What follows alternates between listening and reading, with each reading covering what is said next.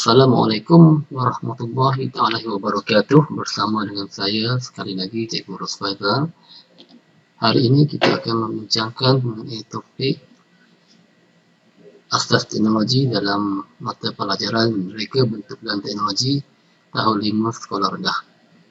Okey, yang pertama dalam asas teknologi dalam perkara 2.0 kita akan belajar mengenai standard kandungan 2.2 iaitu memasang dan membuka kit model berfungsi secara elektromekanikal berpandukan manual.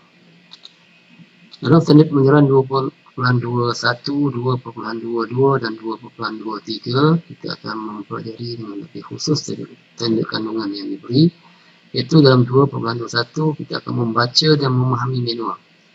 2.2 menyatakan nama dan fungsi alatan tangan yang diperlukan untuk memasang dan membuka kit model.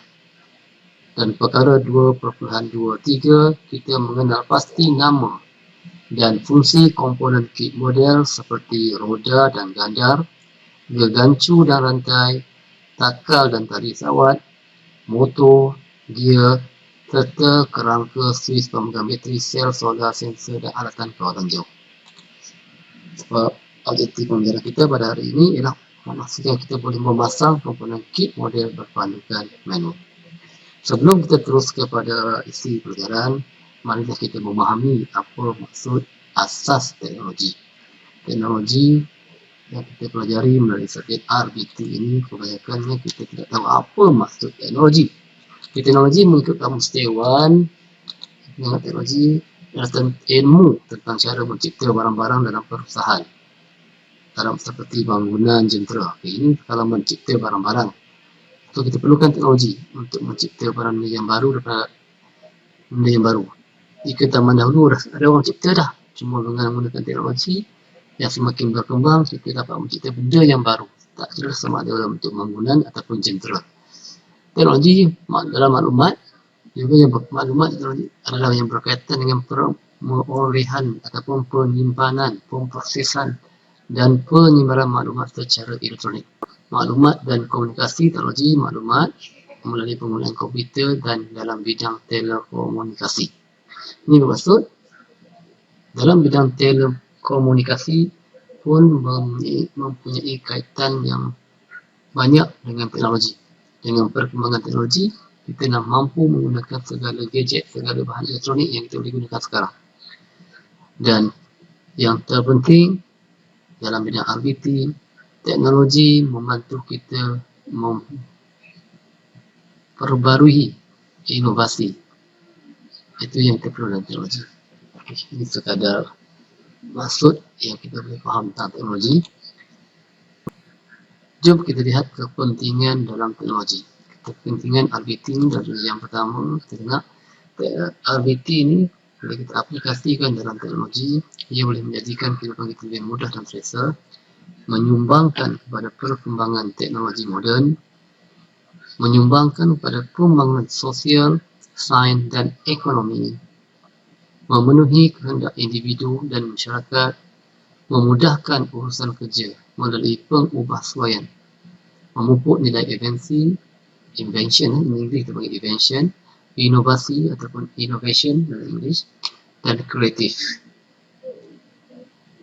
Inovasi dalam teknologi ini kan membuka ladang kerjaya kepada orang ramai. Bila kita belajar tentang RBT ini, kurang-kurangnya ia membuka minda kita. Ada ilmu yang berkaitan yang boleh mampu memberikan kita kerjaya. Mari kita tengok pada maksud yang seterusnya tentang etika. Okey, ramai orang mampu mencipta sesuatu. Ramai juga yang bercita-cita untuk mencipta sesuatu. Namun ingat, adakah ciptaan kita itu ataupun inovasi kita itu, kreativiti kita itu digunakan untuk kebaikan bersama ataupun sebaliknya. Sebab itu etika dalam RBT ataupun etika dalam teknologi, kita kena menekankan aspek nilai murni. yang menjadi pegangan dan amalan seorang mereka bentuk supaya hasil ciptaannya itu tidak memudaratkan dirinya dan pengguna.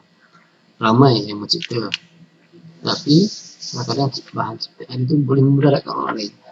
Apa contoh yang boleh kita berikan? Contohnya senjata. Senjata bagus untuk mempertahankan sebuah negara, tapi senjata jika digunakan dengan tidak betul, ia juga boleh memudaratkan dan menyebabkan orang yang tidak berdosa kehilangan nyawa. Itu contoh. Apa? Kita teruskan. Seterusnya kita melihat tentang kit model. Apa itu kit model?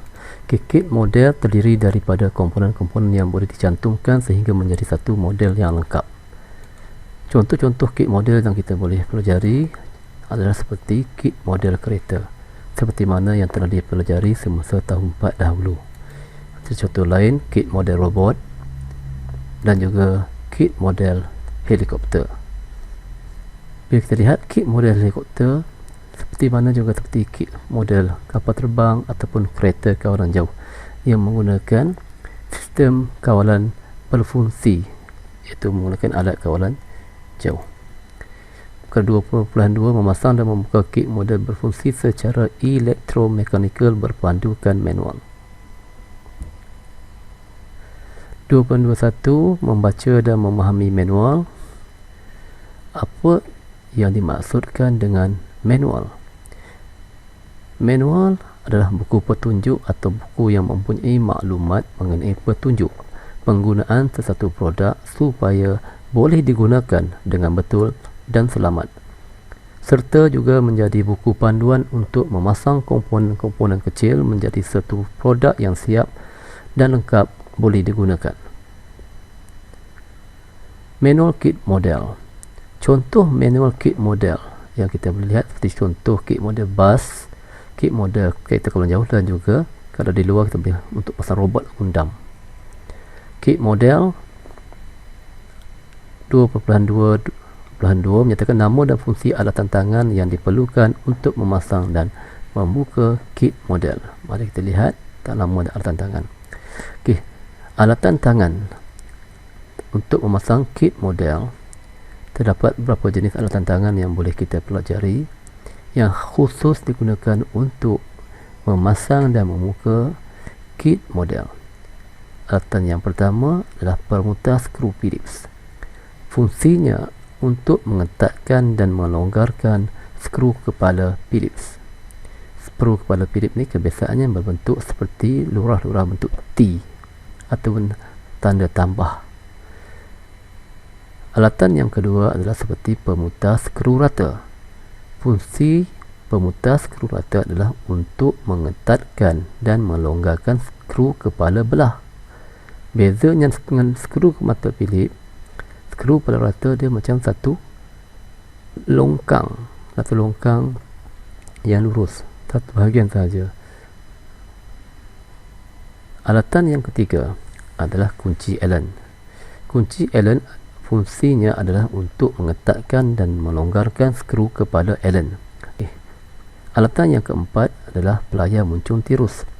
Pelayar muncung tirus fungsinya untuk memegang komponen yang kecil. Kenapa kita menggunakan pelayar muncung tirus? Kalau kita lihat pelayar muncung tirus ni, ujung yang kecil mampu untuk kita memegang alatan-alatan kecil yang kita nak cantumkan atau nak kita pasangkan dalam kit model yang tidak dimampu kita pegang dengan tangan sendiri. Alatan yang seterusnya ialah ganding plastik. Untuk fungsi ganding plastik adalah untuk mengetuk bahagian kit model secara perlahan. Ganding seperti mana yang kita ketahui terdapat beberapa jenis, antaranya ganding getah dan juga ganding kayu. Tapi untuk kit model, ganding plastik adalah ganding yang paling sesuai yang kita gunakan untuk memasang model. Dan yang terakhir ialah sepana hujung terbuka. Tujuan dan fungsi sepana hujung terbuka adalah untuk mengetat dan melonggarkan bol dan nut. Kita teruskan dengan nama dan fungsi komponen. Perkara 2.23 mengenal pasti nama dan fungsi komponen kit model seperti roda dan gandar, gegancu dan rantai, takal dan tali sawat, motor, gear, kerangka, suis, pemegang bateri, sel solar, sensor dan alat kawasan jauh. Untuk kit model berfungsi, kita boleh lihat contoh-contohnya adalah seperti kita ini bas sekolah. Bas sekolah ni kita buat dalam setahun 5 tahun 4, mempunyai model yang berfungsi, yang mempunyai elektronik dalamnya. Tetapi apabila naik tahun 5, kita akan buat satu lagi model bentuk model kereta mempunyai alat kawalan jauh. Ini adalah contoh kit model berfungsi. Mari kita lihat tentang sistem pergerakan dalam kit model. Terdapat 4 sistem pergerakan yang boleh kita pelajari untuk masuk ke sini. Okay, yang pertama kita pelajari tentang motor. Sistem pergerakan yang pertama adalah motor. Motor merupakan sejenis alat elektrik yang menukarkan tenaga elektrik kepada tenaga kinetik. Macam mana? Ini kita lihat dekat. Motor ni kita mempunyai shaft. Kit model biasanya digerakkan oleh motor. Motor yang digunakan pada kit model biasanya menggunakan arus terus daripada bateri. Motor merupakan sejenis alat elektrik yang menukarkan tenaga elektrik kepada tenaga kinetik. Apabila arus elektrik dibekalkan pada motor, shaft yang terdapat pada motor tersebut akan berputar dan memindahkan kuasa kepada gear atau takal untuk melakukan sesuatu kerja. Kalau kita lihat kepada rajah motor yang diberi, terdapat satu besi yang terkeluar sedikit. Besi ini kita panggil sebagai shaft. Apabila motor mendapat bekalan tenaga elektrik sama ada daripada bateri ataupun solar dan atau yang punya kuasa lain, shaft ni akan berputar, digerakkan, dan shaft ini akan disambungkan kepada gear untuk menggerakkan kit model kita nanti. Okay, mari kita tengok ada sistem pergerakan yang seterusnya, iaitu sistem pergerakan gear. Gear berfungsi sebagai penghantar kuasa untuk menggerakkan bahagian-bahagian pada kit model. Jadi kita lihat contoh gambar gear. Okay. Gear merupakan satu komponen yang penting bagi suatu kit model kerana ia berfungsi sebagai penghantar kuasa untuk menggerakkan bahagian-bahagian pada kit model. Setiap komponen gear bersentuhan di bahagian gigi antara satu sama lain supaya berlaku permindahan kuasa pada bahagian yang diperlukan.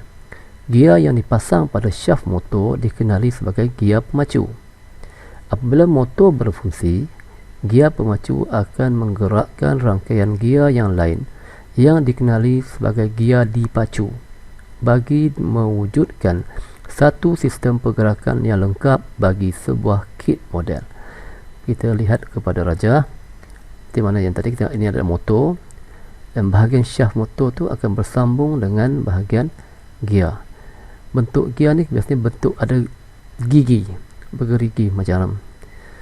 Okey, gear yang bersambung dengan shaft dipanggil sebagai gear pemacu, manakala gear yang bersambung dengan gear pemacu dipanggil sebagai gear dipacu. Gear dipacu inilah yang akan mewujudkan satu sistem pergerakan yang lengkap bagi sebuah kit model, dan ia akan menggerakkan model tersebut. Kita pergi ke seterusnya untuk sistem pergerakan yang ketiga, iaitu takal dan tali sawat. Takal dan tali sawat digunakan untuk menghubungkan dan memindahkan tenaga kinetik dari satu shaft ke shaft yang lain. Lihat pada rajah dalam bentuk takal.